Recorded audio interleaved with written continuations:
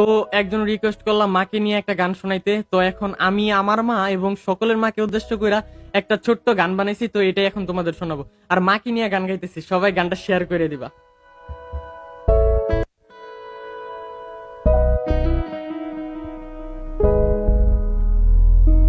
মা তুমি ছেড়ে আমায় যেও না, তুমি জান্নাতের ঠিকানা, যারা মাকে কষ্ট দাও জান্নাত পাবে না। তুমি ছেড়ে আমায় যেও না, তুমি জান্নাতের ঠিকানা, যারা মাকে কষ্ট দাও জান্নাত পাবে না।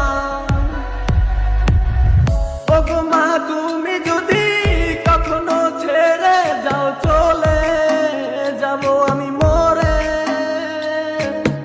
ওগো মা তুমি যদি কখনো ছেড়ে যাও চলে যাব